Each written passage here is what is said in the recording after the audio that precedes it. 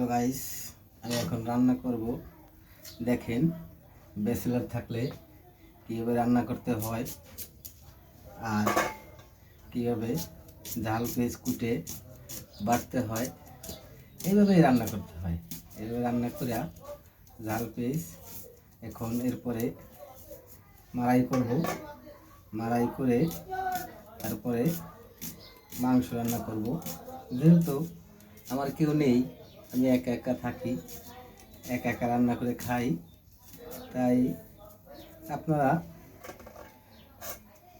কেউ কখনো একা থাকবেন না।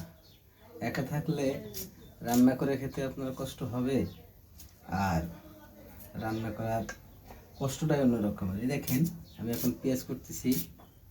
পেঁয়াজটা খুব ঝাল, মনে হচ্ছে একটু পরে টের পাবেন, মনে হবে যে আমাকে কেউ মারছে, এরকম চোখ থেকে পানি বেরোবে।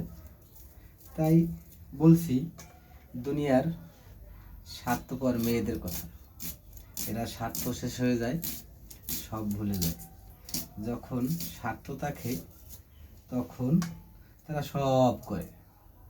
তাই আমার জীবনটা আমি একাকিত্বভাবে মেনে নিয়েছি। তাই যতদিন বাঁচব একাই থাকব,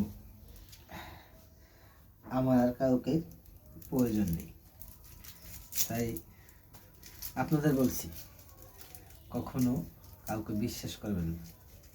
আর যে পাখি ছেড়ে দিতে চায় তাকে সবসময় ছেড়ে দিবেন, কখনো ধরে রাখবেন না, বুঝছেন?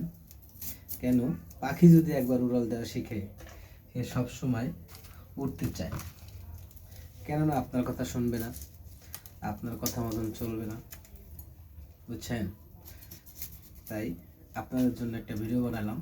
এত কষ্ট করে ভিডিওগুলো বানাই, আপনারা কখনো একটা শেয়ার করেন না, একটা ফলো দেন না। তাই রাখি, আল্লাহ হাফেজ, ভালো থাকবেন।